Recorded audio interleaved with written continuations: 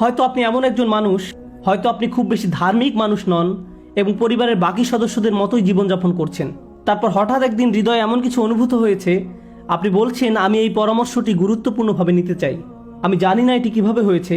হয়তো আল্লাহ পাক এটি একটি ইউটিউব ভিডিওর মাধ্যমে করেছেন, নয়তো একজন বন্ধুর মাধ্যমে করেছেন, অথবা অন্য কোনোভাবে করেছেন। কিন্তু আপনি জীবনে ভালো কিছু করার জন্যই আপনার জীবনকে পরিবর্তন করার সিদ্ধান্ত নিয়েছেন।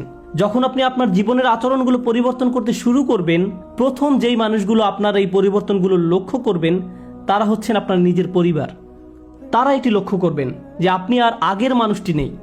আপনি আগের মতো কথা বলেন না, আগের মতো আচরণ করেন না, আপনি পূর্বের জায়গাগুলোতেও আর যান না, আপনার আগের বন্ধুগুলো আর নেই। এবং এটি ঘটবেই যখন আপনি ইসলামের দিকে ধাবিত হবেন, তখন আপনি বন্ধুদের হারাতে শুরু করবেন। কারণ আপনার পূর্বের বন্ধুরা অনেক খারাপ কাজ করে এবং আপনি তাদের সাথে এই খারাপ কাজে আর যেতে চান না। সুতরাং আপনাকে বন্ধু হারানোর এই ব্যাপারটা সহ্য করতে হবে। এই একই সময়ে আপনার পরিবারও বলবে যে আপনি কিছুটা অদ্ভুত আচরণ করছেন। যুবক ছেলেদের প্রতি তার পরিবারের সদস্যরা এটিও বলে থাকেন, তোমার মুখে এগুলো কি? তুমি কি শেভ করতে ভুলে গিয়েছো? তোমার হয়েছে কি? এবং যখন মেয়েরা হিজাব পরা শুরু করেন, তখন পরিবারের সদস্যরা আকস্মিক ধাক্কা খায়। আর মনে রাখুন, এটা একটা মুসলিম পরিবার। তারা আপনাকে মাথা থেকে জিনিসটা খুলে ফেলতে বলবেন। তারা বলবেন, তুমি কি বিয়ের অনুষ্ঠানে এভাবেই বোরকা পরে যেতে চাও? তুমি এভাবে গেলে আমি তোমার সাথে গাড়িতে বসতে পারবো না। তুমি আমাদেরকে কি মনে করো? হঠাৎ করে কি তুমি ইসলামের প্রধান মডেল হয়ে গেছো? কে মারা গিয়েছে আর তোমাকে শায়েক বানিয়ে গিয়েছে? মনে আছে তুমি গত বছর কেমন ছিলে? তুমি আর সব পার্টি পশুগুলোর মতোই ছিলে। এখন তুমি নামাজ পড়তে যাবে? সত্যি আমরা জানি যে তুমি সত্যিকার ভাবে কিরকম ছিলে। অন্য কথায়, আপনি শুধু আপনার বন্ধুদেরকেই হারাবেন না, আপনি আপনার পরিবার থেকেই সবচেয়ে কুৎসিত ধরনের টিটকারি আর সমালোচনার শিকার হবেন। প্রতিটি মুহূর্তে, সব সময়, যখনই তারা সুযোগ পাবে তখনই তারা আপনাকে কিছু না কিছু বলবেই। তারা আপনার দাড়ি সম্পর্কে কিছু বলবে, তারা আপনার নামাজ পড়ার অভ্যাস সম্পর্কে কিছু বলবে, আপনার সন্তানদেরকে ইসলামিক স্কুলে ভর্তি করানোর ব্যাপারেও তারা কিছু বলবে, তারা আপনার ছেলে মেয়েদেরকে মক্তবে পাঠানোর ব্যাপারেও কিছু না কিছু বলবে। অথবা আপনি ফজর বা এশার নামাজের জন্য উঠবেন এবং মসজিদে যাবেন, তারা এই সম্পর্কেও কিছু বলবে। তারা আপনার জন্য কিছু কমেন্ট করবে। আর এই মন্তব্যগুলো যন্ত্রণাদায়ক, এইগুলো অনেক যন্ত্রণাদায়ক। আর এই পরিবর্তনগুলো যদি যুবকদের মধ্যে হয়ে থাকে, তখন তাদের বাবা মায়েরা বলেন, তুমি তোমার মুসলিম বন্ধুদের সাথে মেশা বন্ধ করে দাও, মসজিদে যেও না, তোমার সময় নষ্ট করো না। আল্লাহে, আমি এরকম গল্প জানি যখন বাবা তার ছেলের ব্যাপারটি ধরে ফেলেছে। তার ক্লাসগুলো 3 থেকে 4 ঘন্টা ব্যবধানে, ক্লাসের মধ্যবর্তী সময় সে জোহর নামাজ পড়তে যায় এবং সে লাইব্রেরিতে পড়ালেখা না করে মসজিদেই লেখাপড়া করে। কারণ লাইব্রেরিতে দেখার মতো অনেক কিছু রয়েছে আর মসজিদের পরিবেশ ভালো। তখন বাবা বলছে, তুমি একজন চরমপন্থীতে পরিণত হচ্ছ। খেয়াল করুন, বাবার চোখে এখানে কোন ব্যাপারটি চরমপন্থা? ছেলেটি মসজিদে গিয়ে নামাজ পড়ছে, এটি তার জন্য চরমপন্থা। সুবহানাল্লাহ, মুসলিমরা নিজেরাই এমন আচরণ করছে। আপনারা কি মনে করেন অমুসলিমরা ইসলামের প্রতি বিমুখ? কখনো দেখেছেন মুসলিম পরিবারের লোকজন নিজ সদস্যদের সাথে কি আচরণ করে? বাবা মায়েরা তাদের সন্তানদের সাথে কি করেন? আমি আমার নিজের ঘটনা জানি, যেখানে বাবা মা সন্তানকে বলেছে যে আমরা তোমার কলেজের বেতন দিতে পারবো না, আমরা তোমার জন্য একজন বর খুঁজবো না যতক্ষণ না তুমি এই হিজাব খুলে ফেলছো, আমরা এটি করবো না, তুমি যতক্ষণ পর্যন্ত না এই হিজাব খুলে ফেলছো আমরা ততক্ষণ পর্যন্ত তোমাকে আমাদের মেয়ে হিসেবে মেনে নিব না, আমরা জনসম্মুখে তোমার সাথে একসাথে মুখ দেখাবো না, তুমি আমাদের সাথে আর কোথাও যেতে পারবে না। এই কথাগুলো একজন মা বলছিলেন। জানেন তারা আরো অবাক করার মতো কি করবে? তারা আপনাকে নিজের সম্পর্কে খারাপ অনুভব করতে বাধ্য করবে।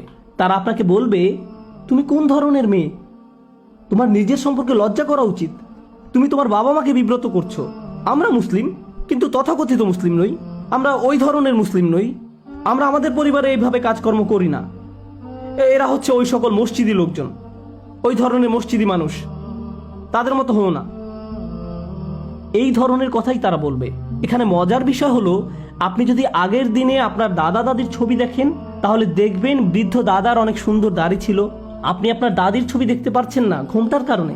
সুতরাং কে পরিবারের জন্য গর্বের এবং কে পরিবারের জন্য বিব্রতকর? দুঃখজনক ব্যাপার হলো, এগুলোই এই সময়কার মুসলিম পরিবার এবং আপনি এই সবের মধ্যেই রয়েছেন। আপনি ইসলামের দিকে পথ চলা শুরু করেছেন, আর এ সময় যদি ইসলামের একজন শত্রু আপনার কাছে আসে এবং বলে তোমার ধর্মকে পরিত্যাগ করো, আপনি বলবেন, ও তাই, আমি আরো অনেক বেশি প্রতিজ্ঞাবদ্ধ হব।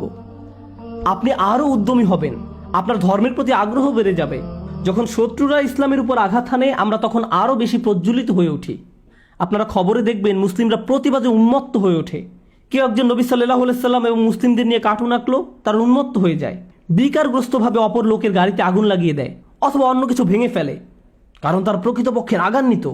আসল কথা হলো, যখন এমন কিছু ঘটে যা আমাদের ধর্মের মর্যাদাকে প্রশ্নবিদ্ধ করে, আমরা অগ্নিমূর্তি ধারণ করি। কিন্তু যখন আপনার নিজ পরিবারের লোকজন এসে বলে, দেখো আমি তোমাকে ভালোবাসি, আমি তোমার সম্পর্কে উদ্বিগ্ন, আমি তোমাকে এরকম হতে দিতে চাই না, এটি ওই ধরনের লোকদের কাজ যারা কলেজ হতে বেরিয়ে আসে, যাদের চাকরি নেই, যারা দুর্দশাগ্রস্ত জীবনযাপন করে। আমি তোমাকে এসব চরমপন্থা অবলম্বন করতে দিতে পারি না। কেউ একজন তোমাকে প্রভাবিত করছে, তোমার তাদের কাছ থেকে দূরে থাকা প্রয়োজন। তারা টেলিভিশনে কিছু দেখে ভয় পেয়ে যায়, আর আপনি তখন অপ্রস্তুত পরিস্থিতিতে পড়ে যান, এবং এই সকল কিছুর মধ্যে নিজের ধর্মকে ধরে রাখা কষ্টকর হয়ে যায়। কারণ এরা ইসলামের শত্রু নয়, যারা আপনাকে ইসলাম থেকে দূরে সরিয়ে নিয়ে যাচ্ছে।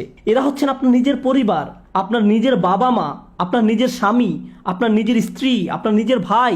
তারাই আপনাকে ইসলাম থেকে দূরে সরিয়ে নিচ্ছে। আপনি এই ব্যাপারটি কিভাবে সামলাবেন? এই চাপের ক্ষেত্রে রেগে যাওয়াটা হচ্ছে সবচেয়ে অনুপযুক্ত প্রতিক্রিয়া। আর আপনি কি জানেন এটিই সবচেয়ে প্রচলিত প্রতিক্রিয়া? আপনার বড় দাড়ি দেখে আপনার বাবা মা হয়তো আপনার সাথে চিৎকার চেঁচামেচি করবেন। আপনি একজন গরম মাথার যুবক, আপনি তখন কি করবেন?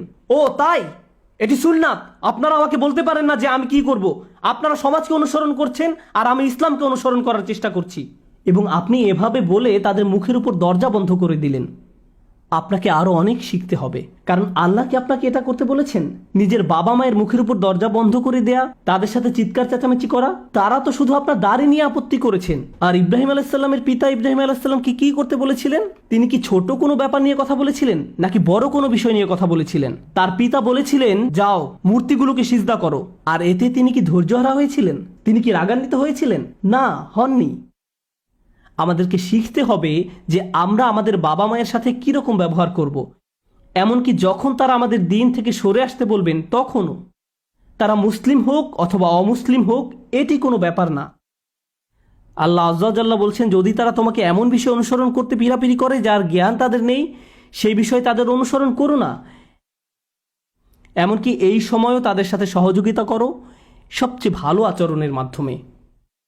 তাদেরকে মান্য করা আলাদা, আর তাদেরকে সম্মান করা আলাদা ব্যাপার।